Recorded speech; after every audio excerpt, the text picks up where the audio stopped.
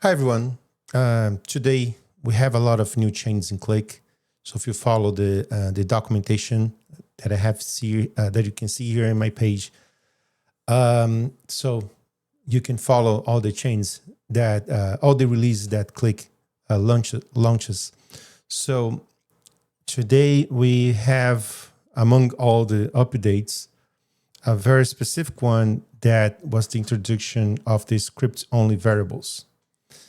So the problem with this new introduction is that this affected the way we pass variables from the dashboard to the load script. So before this release, I don't know exactly how this impacted. The fact is, this is not working the way we used to do anymore. So before, you just create a variable in your dashboard, and then you can use this variable in your load script, and that's fine. So we do that in a lot of applications. The thing is, it doesn't work anymore. So one of the new changes that I like the most is the way we can manipulate the variable now. So before, to eliminate a variable from your load script, you had to just set as a null. So you do letter set, the name of the variable equals nothing. That deletes the variable from your load script. Now we have a specific command for that. There's a drop variable. So I think this is new, and I like it a lot. So I can drop multiple variables from your load script. But the one that I'm specifically talking about today is the script-only variables. So the focus of this video is about the problem that this caused. I'm assuming this is what caused this problem, but I'm not sure. Is a different thing, but a little bit about this. So now you can allow or not your script variable to be exposed to your dashboard, to your UI charts.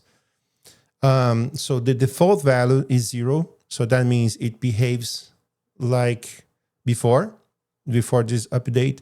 And 1, that means the variable will be contained inside the load script. So you won't see that variable in your dashboard.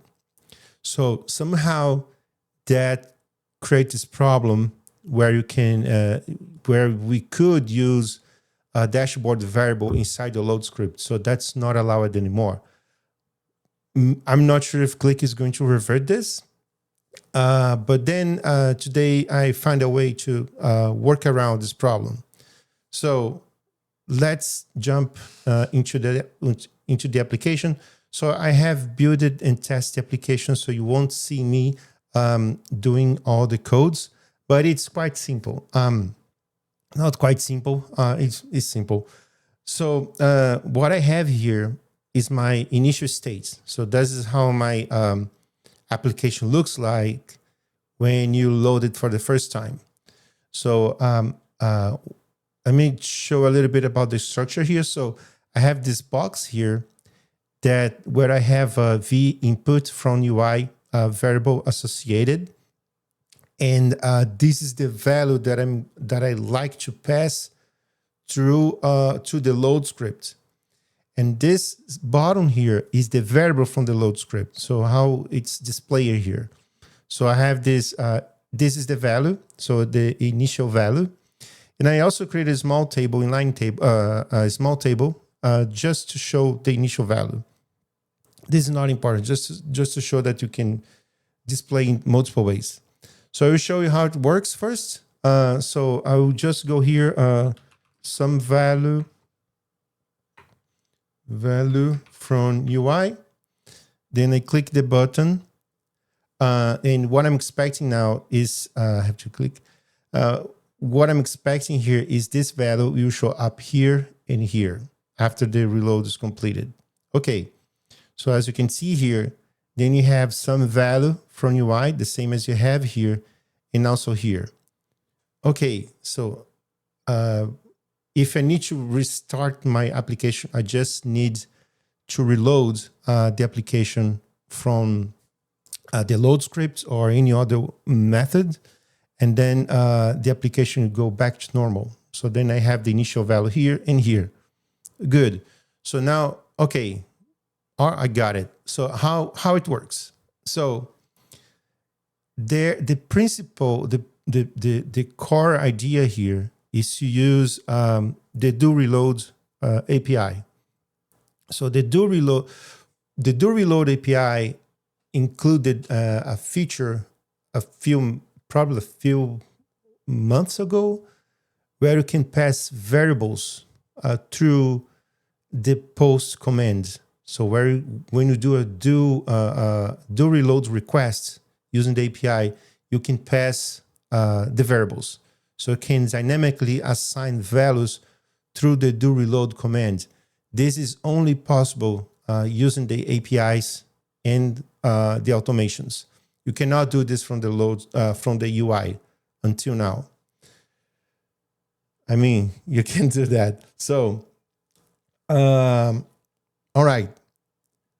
So then how I have my load script. So I have included here a constraint to my variable.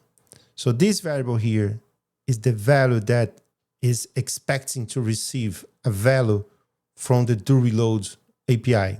Okay. This constraint here, it's not needed, but I just put here just to show you. You can add now constraints to the variable. You can define what's the type of the value expected, what are the maximum range, the minimum range, the hard-coded values. So you can just limit your variable to a range of values.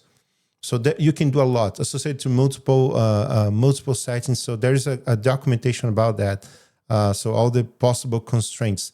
So since you are allowing your application to receive external values, Qlik recommends to add those constraints, so you're not receiving any awkward value or no expected value. In my case, I just here say I'm just expecting a text. Also here, I was just playing around with the new variable, the ScriptOnlyVariables. So the default value is 0. So I'm just adding here just to say, okay, just making explicit that I'm allowing my load script variables to pass through the UI. So I can use those variables later in my UI if needed.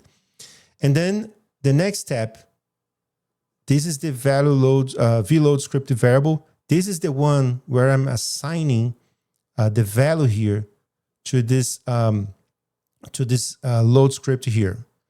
So, but look at this. I'm calling this variable, but I haven't assigned any value to it. So the initial, when I load this for the first time, it will just have the value that I set here on the bottom. So for the very first time, this variable does not exist. I will assign the value only at the end of the load script.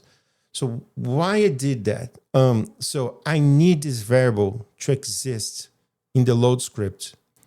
Otherwise, I cannot call it from the do reload process.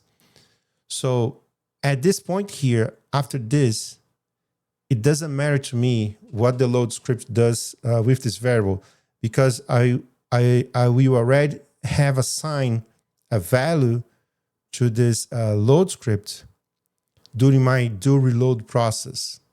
So the do reload process is the one that is assigning the variable value, okay?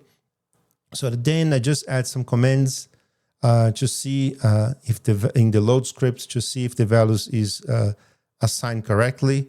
And then I'm doing that variable value table just to display what's the value of the variable.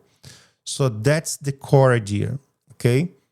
So I have this v value from post reload is the variable that I use in my do reload command to assign the value of the vload script variable. That's it. Then I don't need this variable anymore, okay? And how I do this? So if I go to I have created this automation. This automation is very simple. Okay.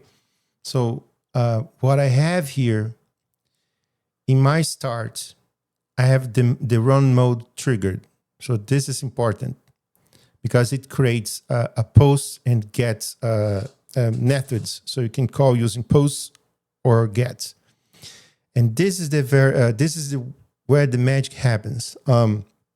So I use some basic input block here, and the input block I ask for the app ID, I ask for the variable name, and I ask for the variable value. Okay, so I say, hey, which variable you'd like to update, and what's the value?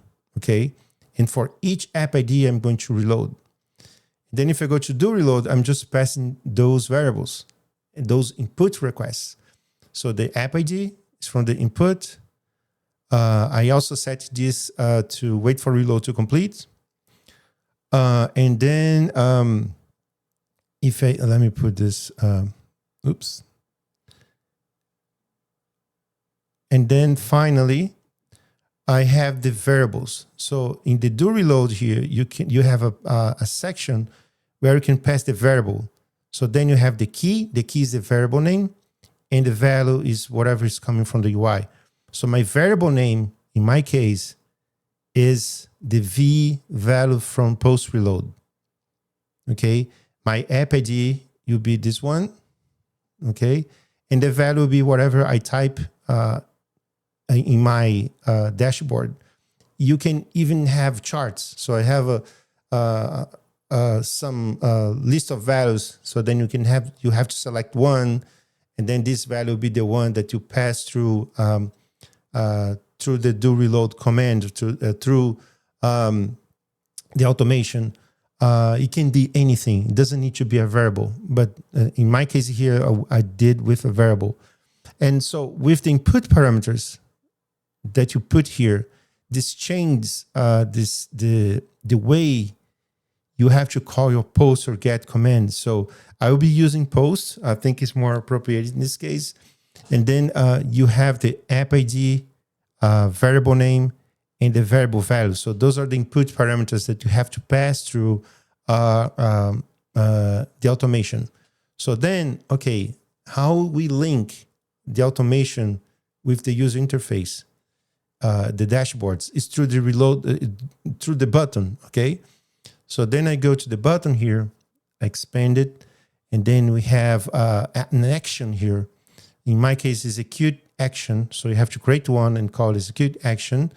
You pass the automation ID, or you can do a lookup here to get the automation ID. So all the automation ID is just this ID right here in the URL. So you pass that.